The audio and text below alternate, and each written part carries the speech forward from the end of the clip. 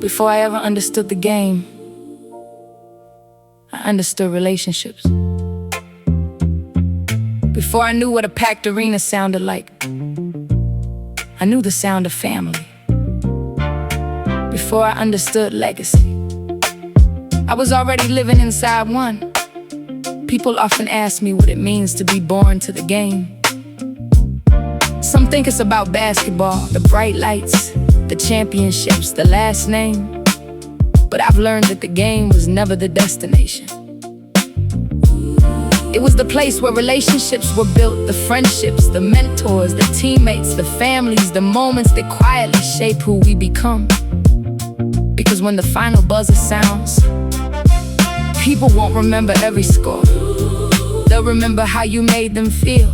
The people you love, the people who loved you, the relationships you chose to invest in. As I watch my son with his grandfathers, with his dad, with his grandmothers, I'm reminded that he's inheriting something far greater than a love for basketball. He's inheriting a family, a community, a foundation built on love, sacrifice, and relationships that have stood the test of time. Because in the end, legacy isn't measured by what you leave behind. It's measured by the relationships you leave within people. This is more than basketball. This is born to the game.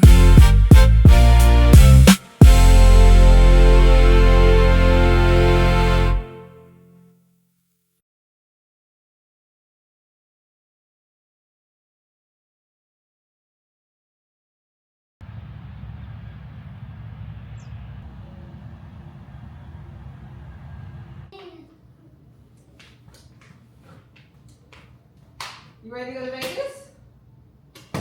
You ready to see Daddy and Papa? Yes. Yes. What are you doing?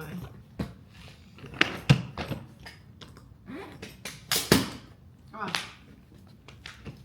I don't know if it's just me, but after a few hours of packing, I get to the point where I'm like, whatever I leave, it just wasn't meant to be in Vegas. I got my baby, I got a driver's license, and I got a credit card, so I can make it very far. I don't know if it's just me though.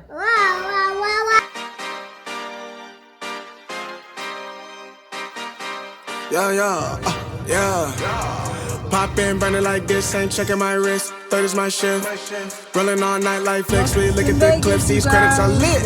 Stacking miles, I'm far away from home. I got what I wished for. Taking that risk, I'm checking my list. Marathon man, it's run legit. Can't let it slip when it's all in my grip. Talking too much, he probably not it. All that I did, calls I missed, time I spent. Yeah, that's that blood, sweating my love. Taking that tug out of the mud. Bro, probably get picked up like a truck. Winning the clutch, that is a must. Wake up, get to it, ain't nothing about it. The only way to it is to it, no way around it. I'm 40, we cruising like the Caribbean with mileage. I'ma always be solid, I'm a young brother with knowledge. Go do the science, dog. Always up like a pilot, dog. Look at my eyes, I'm tired, dog. The time that it takes, I made for the space. Gotta build my empire, dog. I make sales, not a buyer, dog. You don't compare, he a liar, dog.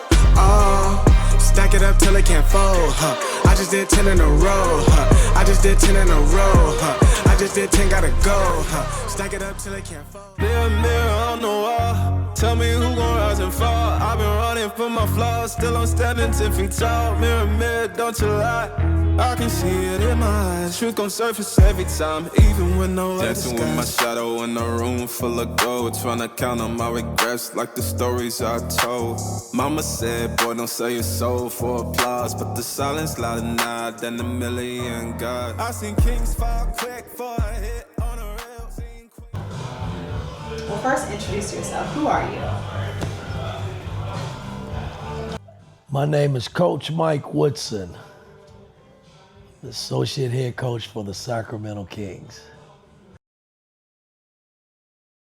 Well, I'm in Las Vegas in one of my favorite spots at Resort World. We're here to evaluate young talent for our upcoming season for the Summer League. So you got a lot of the teams that are being represented here in Las Vegas, and you get not only an opportunity to evaluate your own talent, but you get to see a lot of various talent around the league and see who might stick with some other teams and who might not stick. So that's the whole evaluation process when you out here in Las Vegas, which is fun times because, as you know, an NBA season is very grueling and takes a lot of your time in terms of building your team and trying to get the team to the next level to win at a high level. Well, for me, I was new at coaching and I was trying to figure out where I stood as a coach. It gave me an opportunity to work on my craft and also the opportunity, like all coaches and what we do in an NBA organization, is to evaluate talent. And, back in my young days, we had summer leagues in Los Angeles and before coming to Vegas. And now we're out here in Vegas and there are other spots. We held a summer league tournament in Sacramento this past week, and Utah holds one.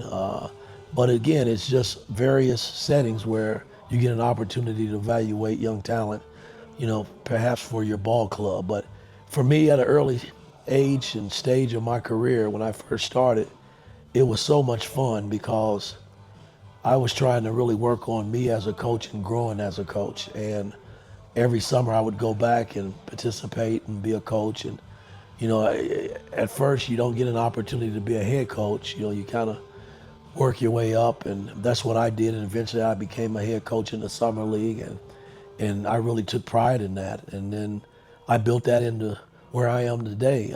I became a head coach eventually in the NBA. Left the NBA and became a head coach in college at my alma mater at Indiana University. So now I'm back in the NBA with Doug Christie and the Sacramento staff, and very excited about that.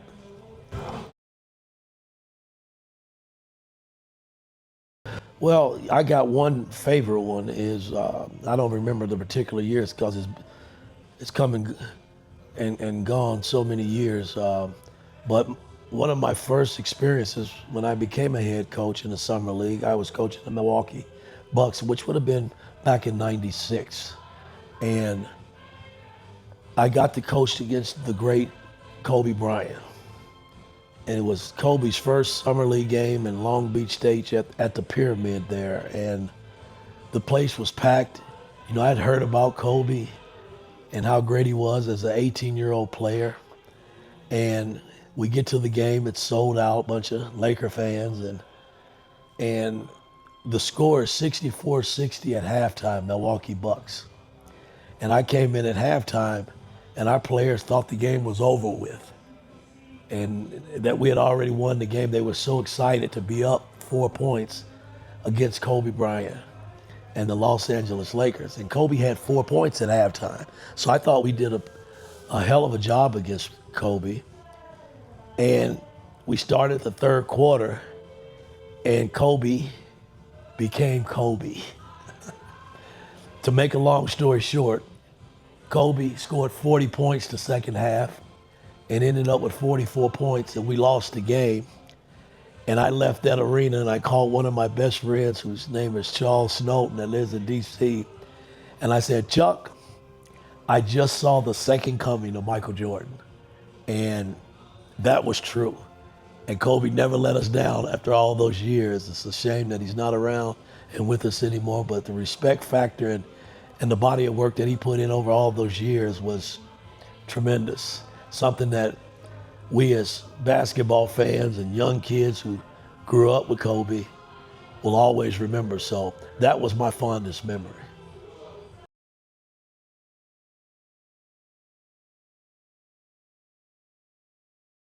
I don't know if there's been a lot of changes. I think the biggest change is staffs have grown.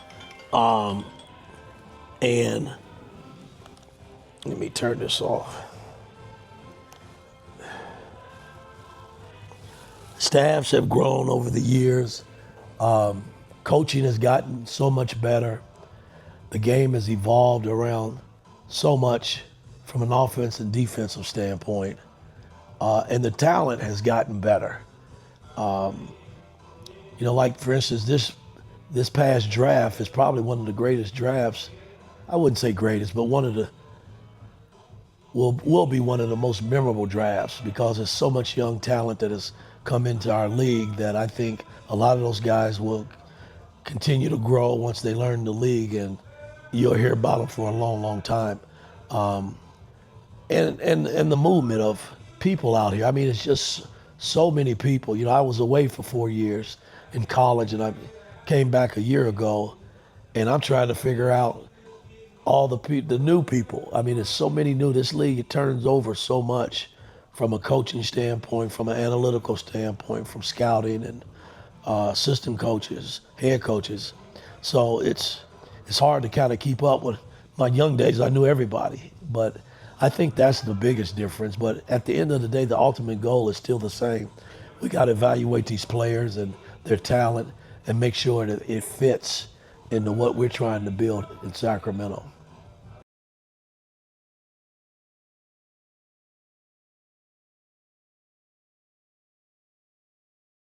Well, I think the main thing for young kids, and he's such a young age right now, a little over 2.5 years old, you know, he'll have some remembrance of this, you know, but he's at an age where it could come and go. But the fact that he's just running around having fun and experiencing all the excitement around him, you know, when he's at these ball games, he'll remember that as a young kid, and that's the most important thing. I don't know if he'll ever play basketball. Hell, he's big for his age. Hell, he looked like he's 6 years old.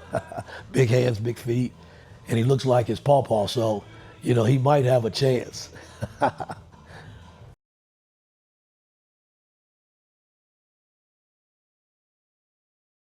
That they take whatever they decide to do with this sport, they take it serious, and they think out of the box and how to grow it, continue to grow it. Because you think back to when I came in the league in 1980, it has evolved so much over the years, and a lot of the coaches and players have had a lot to do with that. So I would hope that these young potential head coaches, assistant coaches, scouts, whatever it may be, that you decide you want to do, that you enhance the game and keep it fun and keep fans and young kids involved, you know, keep them excited about your product, because that's how the NBA has survived all these years. Thank you. Bishop! That was great. Fantastic. All right, let me... Y'all gonna pay. Get some latte.